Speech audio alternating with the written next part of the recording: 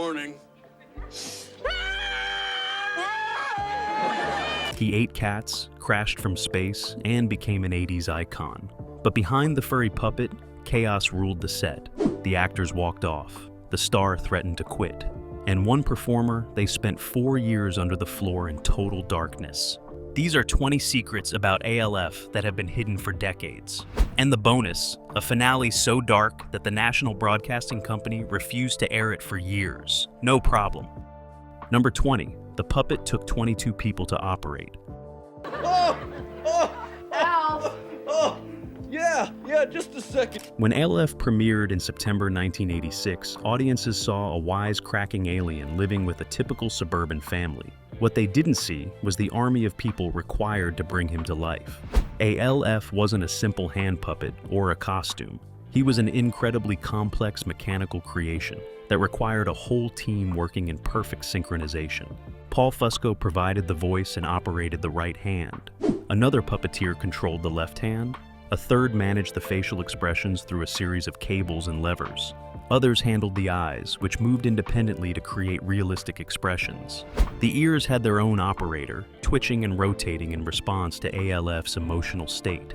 The mouth mechanism required 2 people to coordinate properly, one for upper lip movement, one for lower.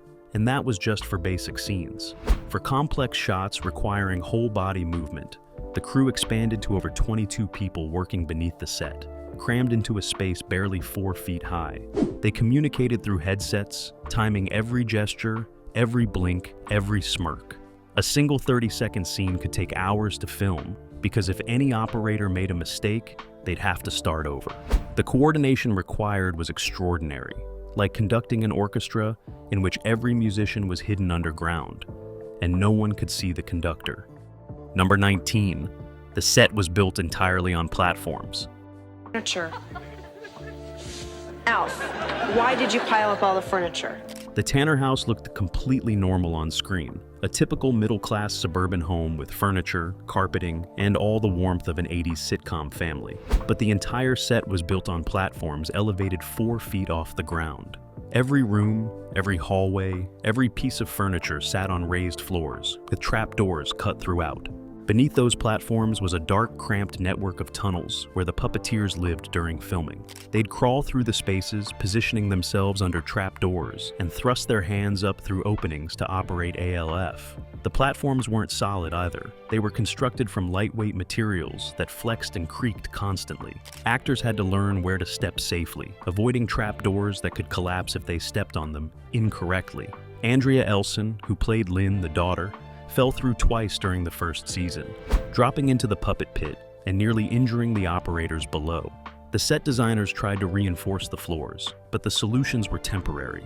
Camera operators had to be careful about angles, avoiding shots that might reveal the seams or show platforms slightly swaying. For 4 seasons, the entire production existed on this unstable, elevated world, and the actors never stopped feeling like they were walking on a stage built over a dark abyss. Number 18, Max Wright hated every second of filming.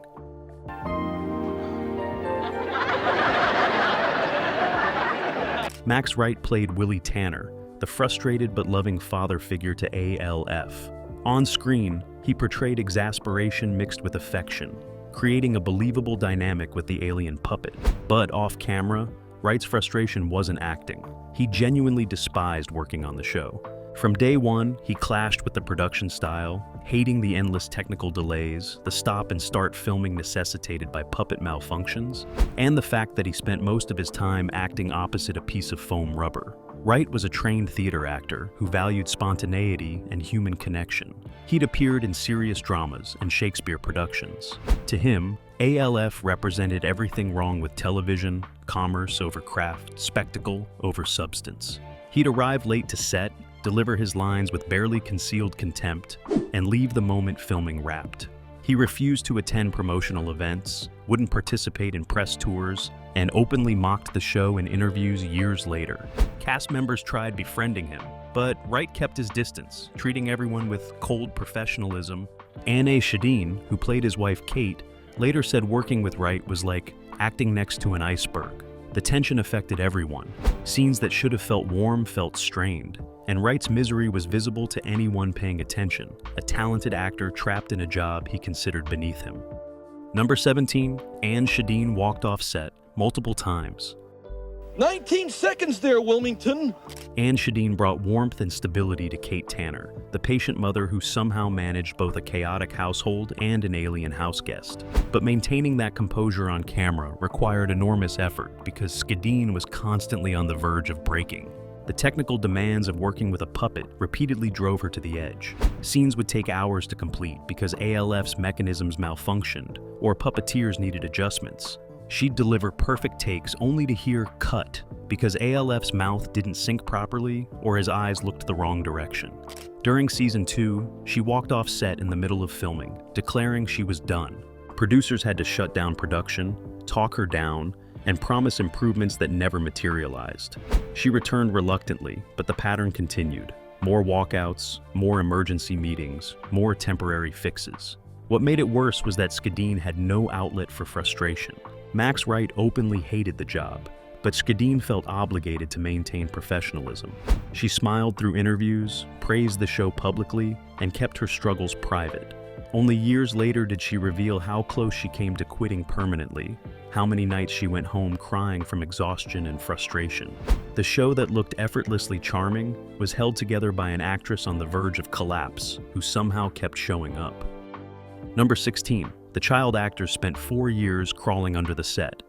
Oh, hi, sweetheart. Hey, you're home early. Where's Rick? Andrea Elson and Benji Gregory played the Tanner children, Lynn and Brian. They were teenagers when the show started, young enough to be excited about working in television, but old enough to understand when something was wrong, and something was definitely wrong with how they were treated.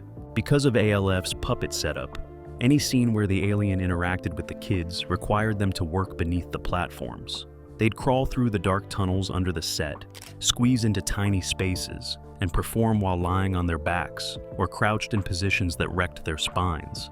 Directors would shout instructions from above, but the kids couldn't see anything except darkness and the underside of furniture. They'd hold positions for hours while operators adjusted ALF, their muscles cramping, breathing stale air thick with dust and fiberglass insulation. Gregory developed respiratory problems from the poor ventilation. Elson suffered chronic back pain that lasted years after the show ended. Neither could complain because they were minors, and the adults around them acted as if this were normal. Child labor laws existed, but the production found loopholes, arguing that time spent waiting beneath the set didn't count as work hours. For 4 seasons, 2 children gave their physical health to a puppet, while adults made millions. Years later, both spoke about the experience with barely concealed bitterness. Number 15. Paul Fusco controlled the entire production. Paul Fusco created ALF, performed the character, provided the voice, and maintained creative control over every aspect of the show. On paper, he was just the puppeteer. In reality, he was a dictator who ran the production with an iron fist. He rewrote scripts without consulting writers, changed blocking during filming, and overruled directors on a whim. If Fusco didn't like how a scene played out, it got reshoots regardless of schedule or budget. If he disagreed with a story direction, that storyline disappeared. The writing staff became demoralized, churning out scripts they knew would be gutted. Directors learned to check with Fusco before making any decisions, because he'd publicly override them if they didn't.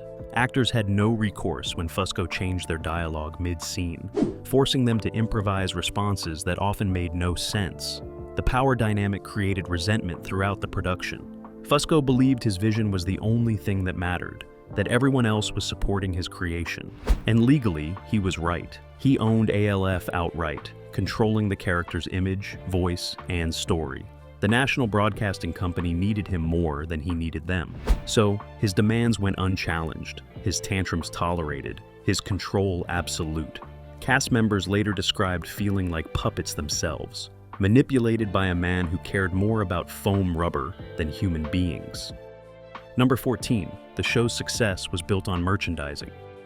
Believe it or not, the #1 hit this Halloween is a creature from outer space. ALF, the television show, was popular, consistently ranking in the top 20 during its first 2 seasons. But the real money wasn't in ratings, it was in merchandise.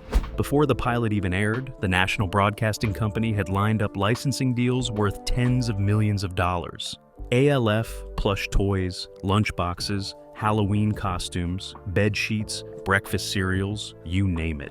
The character's face appeared on over 500 different products by the end of Season 1. Toy stores couldn't keep ALF dolls in stock, with parents lining up before opening to grab them for Christmas 1986. The merchandise generated more revenue than the show itself, turning ALF into a cultural phenomenon that transcended television. National Broadcasting Company executives privately admitted the show could have been mediocre, and they'd still profit enormously from toys alone. This business reality shaped creative decisions in troubling ways. Stories were written specifically to introduce new characters that could become toys. Episodes featured ALF in different outfits to sell costume variants. The show became a 30-minute commercial for products. Artistic integrity sacrificed for merchandising opportunities. Writers who pushed back were reminded that their salaries depended on toy sales, not critical acclaim. Paul Fusco embraced it, understanding that merchandise made him wealthy beyond what television residuals ever could. But cast members received nothing from merchandising, watching their faces appear on lunchboxes while their bank accounts stayed empty. Number 13. The scripts were rewritten during filming. Point.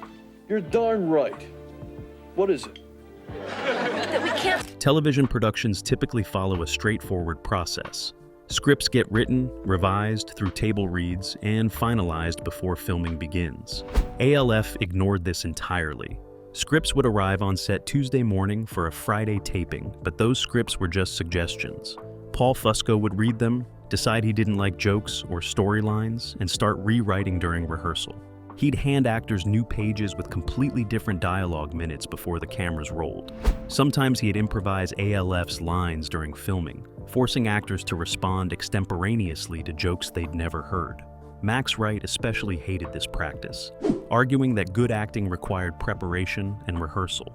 But Fusco believed spontaneity created better comedy, that scripted responses felt stale. The chaos meant nobody knew what show they were making until it aired.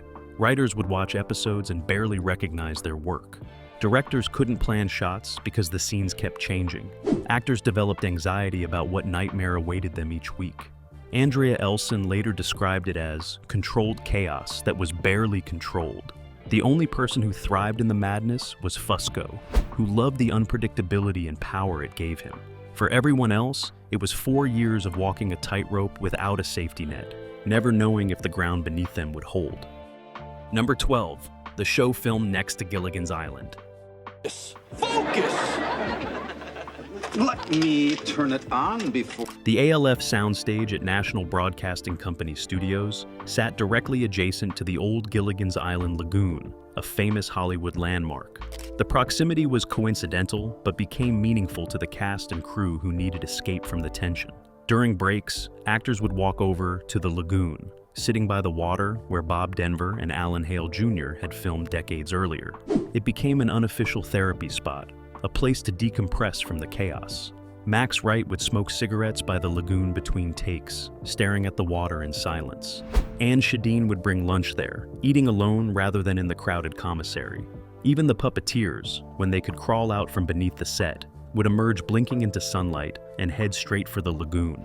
There was something poetic about it, 2 shows about characters trapped in situations they couldn't escape, filmed in the same space years apart. The castaways had their island, the Tanners had their aliens, and the actors had their lagoon. A brief respite before returning to the elaborate prison of platforms, trapdoors, and puppet strings. Some crew members joked that Gilligan's Island was cursed, dooming any production nearby to chaos and dysfunction. Whether true or not, the lagoon remained, witnessing another generation of performers struggling through circumstances beyond their control. Number 11. National Broadcasting Company almost canceled the show after season 1. ALF! Despite strong initial ratings and massive merchandising success, the National Broadcasting Company seriously considered canceling ALF after its first season. The reason had nothing to do with quality or popularity. It was about cost and chaos. The show was insanely expensive to produce, with puppeteering costs alone exceeding most sitcom budgets. The elevated sets required constant maintenance and repair. Technical difficulties caused frequent delays, pushing productions over schedule and over budget. But the real issue was the complaints. Max Wright's agent had contacted the network multiple times about working conditions. Ann Sikadine had walked off twice, creating liability concerns. The parents of the child actors were asking questions about safety protocols and health impacts. Network executives faced a dilemma. The show made money through merchandise, but the production was a nightmare, creating potential legal and PR disasters. They held emergency meetings, weighing profits against risks. The deciding factor was the merchandising contracts, multi-year deals worth hundreds of millions that required new episodes to maintain the characters' visibility. Canceling the show meant losing that revenue stream. So, the National Broadcasting Company renewed ALF for Season 2, but with conditions. They installed a production supervisor to monitor working conditions, mandated breaks, and gave actors greater leverage to refuse unreasonable demands. The changes helped marginally, but couldn't fix the fundamental problem. The show's concept required suffering to execute. Number 10. The writer's room had a 60% turnover rate. Turn off the dryer. Why would you even turn it on? Most successful sitcoms maintain stable writing staffs, building chemistry and consistency over multiple seasons. ALF burned through writers like kindling. The turnover rate was extraordinary, with roughly 60% of writers leaving after a single season. Some quit, others were fired, but all left for the same reasons. Paul Fusco's constant rewrites made their work feel pointless. They'd craft carefully structured episodes only to have them gutted hours before filming. Fusco didn't consult them, didn't explain his changes, just handed actors new scripts with the writer's names still attached to storylines they no longer recognized. The disrespect was systematic and demoralizing. One writer compared it to building sandcastles in front of a man with a sledgehammer. Another said watching episodes felt like seeing your children raised by strangers. The few writers who lasted multiple seasons did so by abandoning pride, accepting that they were just filling space until Fusco replaced their words. The instability affected the quality. Subsequent seasons lacked the sharpness of early episodes, stories becoming repetitive, and jokes falling flat.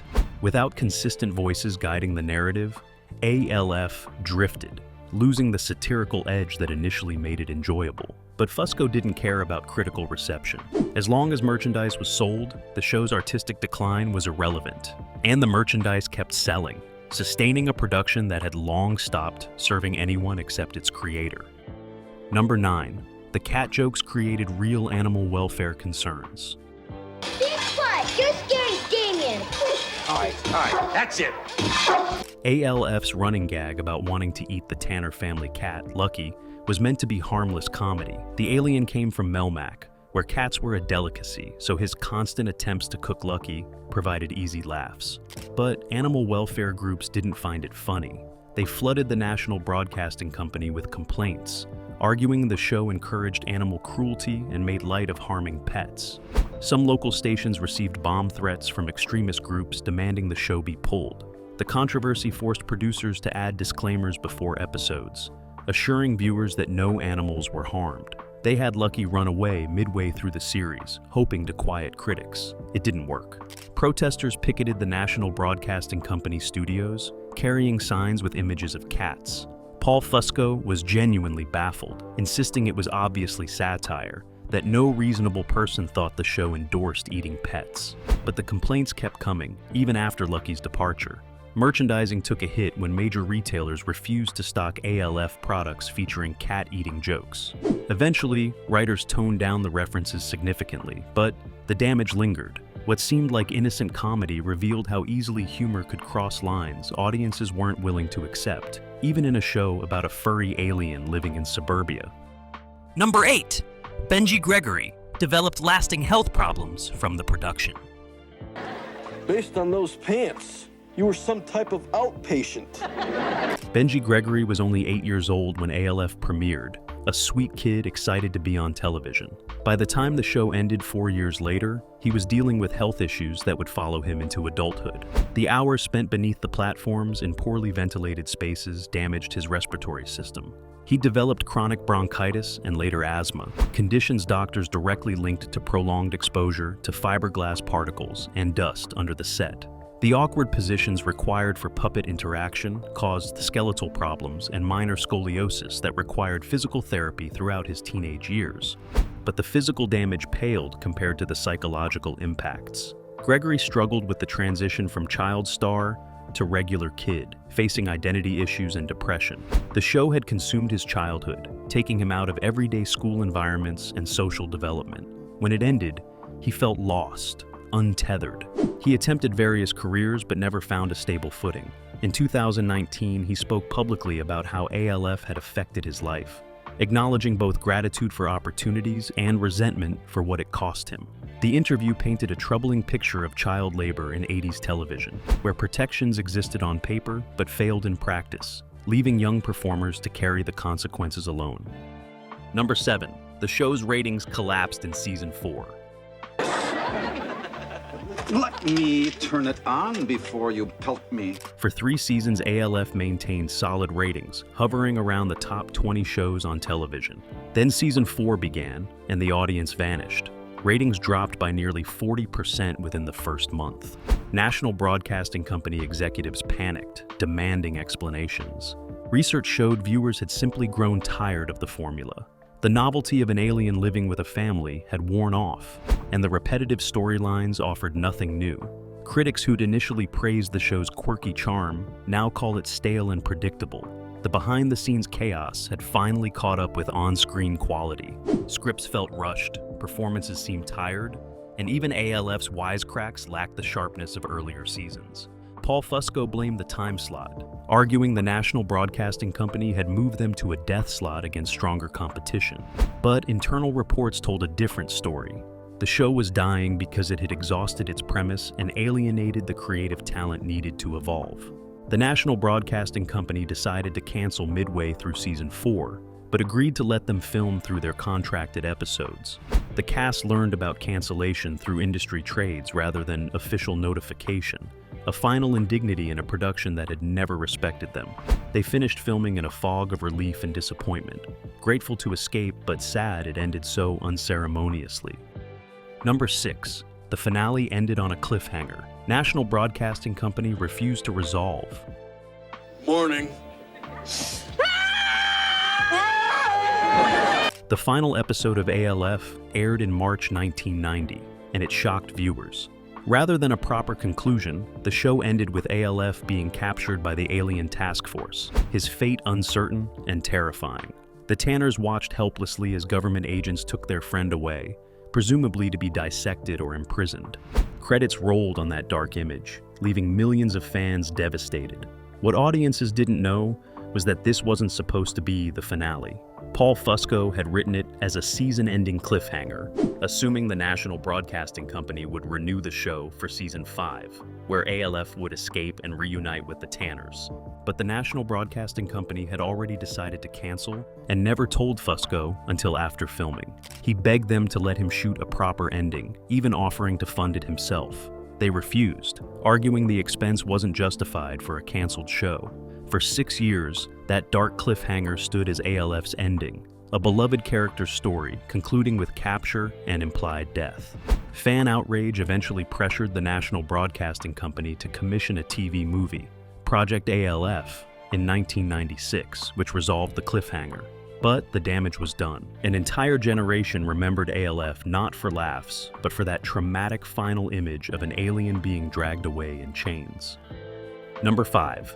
Andrea Elson left acting permanently after ALF. You weren't thinking I should leave, were you? Of course you should. Andrea Elson played Lynn Tanner for 4 years, becoming one of the most recognizable teenage faces on television. When the show ended, she was 19 years old with a resume any young actress would envy. She could have transitioned into adult roles and leveraged her fame to build a lasting career. Instead, she walked away from acting completely and never returned. In rare interviews years later, Elson explained why.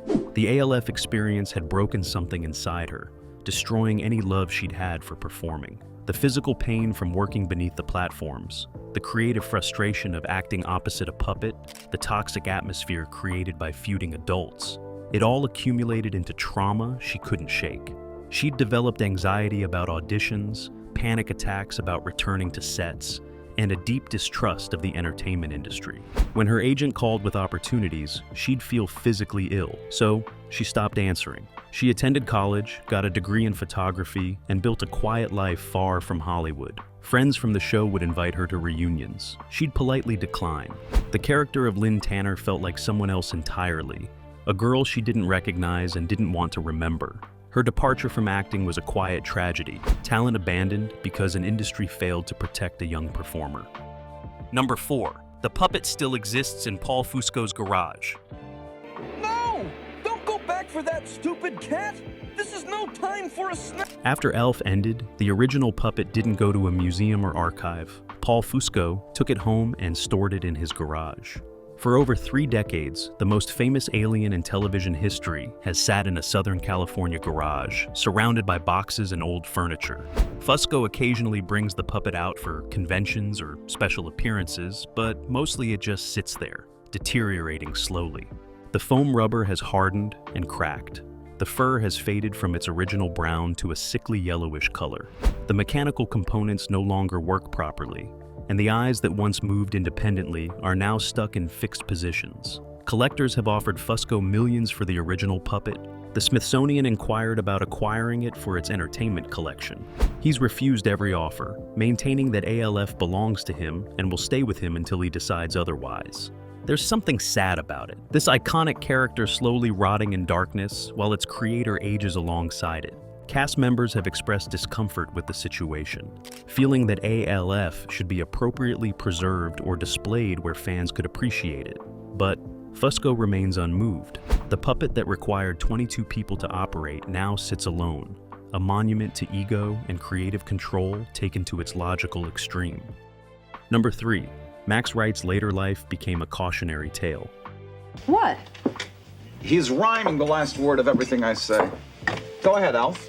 Max Wright survived ALF, but barely. The actor who had hated every moment of the show tried moving on, taking theater roles and occasional television appearances. But Hollywood had typecast him as Willie Tanner, the only role anyone remembered. Auditions for serious parts went nowhere. Directors saw him and thought, that guy from the puppet show. The frustration deepened Wright's existing struggles with addiction. He'd battled substance abuse before ALF, but the stress of the show had made it worse. After it ended, he spiraled. In 2003, tabloids published photos of Wright in a Los Angeles park, clearly under the influence, engaging in behavior that shocked fans who remembered him as a wholesome sitcom dad. The images went viral, becoming cruel jokes across the internet. Wright tried addressing his addiction, entering rehab multiple times, but the demons were too strong. He developed lymphoma in 2009, battling cancer while still struggling with substances. When he died in 2015 at age 75, obituaries mentioned ALF before any of his legitimate theatrical achievements. He'd spent decades trying to escape a puppet that had defined and destroyed him. In the end, even death couldn't separate Max Wright from Willie Tanner, the role he despised but could never outrun. Number 2, Anne Skadeen refuses to discuss the show. Oh, never mind. My jailers are here. It's about time. Anne Skadeen has maintained almost complete silence about ALF for over 30 years. She doesn't attend conventions, declines reunion invitations, and refuses interview requests about the show. The few times journalists have caught her, she's politely but firmly stated she has nothing to say about that period of her life. Her silence speaks volumes that words never could. Unlike other cast members who've shared stories or expressed mixed feelings, Skadeen has chosen total separation. She continued acting sporadically after ALF, appearing in minor television roles, but never achieved significant success. By the late 90s, she'd retired from entertainment completely, living a private life away from cameras and attention. Friends have suggested the ALF experience was so traumatic that discussing it feels impossible, that even thinking about those 4 years brings back pain she'd rather leave buried. Paul Fusco has expressed confusion about her silence, claiming he thought they'd had a good working relationship. But the cast and crew who were there know differently. They saw her walk off set crying, heard her arguing with producers, witnessed the toll the production took on her mental health. Skadeen's silence isn't mysterious, it's protective, a boundary she's drawn to preserve what the show nearly destroyed. And her refusal to break that silence, even for money or nostalgia, might be the most powerful statement anyone from ALF has made. Number 1. A reboot has been in development hell for 15 years. Why don't you just trash all this garbage? We can't throw these things away. In 2009, Sony announced plans to reboot ALF as a CGI film. Paul Fusco would return to voice the character, bringing him into the 21st century with modern effects and updated humor. The announcement generated excitement among fans who'd grown up with the show. Then, nothing happened. Years passed with occasional updates about script development, potential directors, and possible release dates. Each announcement was followed by silence. The project stalled, restarted, stalled again. Different studios became involved, each with its own vision that never materialized. The core problem was always the same. Nobody could figure out how to make ALF work for modern audiences. The original show's humor felt dated, its premise thin for a feature film. Every script attempted to recapture 80s nostalgia while updating for contemporary sensibilities, and every attempt failed. Fusco insisted on maintaining creative control, but his vision clashed with studios' desires. By 2020, the reboot had cycled through the 7 different scripts, 4 directors, and 3 studios. It exists in perpetual development, occasionally surfacing in trade announcements before disappearing again. Perhaps ALF belongs in the 80s, a product of its time that can't be recreated. Or maybe it's fitting that, even in death, the franchise remains chaotic, dysfunctional, and unresolved, just like the production that created it. ALF gave millions of people joy, becoming an unlikely icon of 80s television. But behind the laughter lived real pain. Talented performers trapped in a dysfunctional production that prioritized a puppet over people. The show ended decades ago, but its secrets reveal how entertainment sometimes succeeds despite itself, leaving scars on those who made it possible.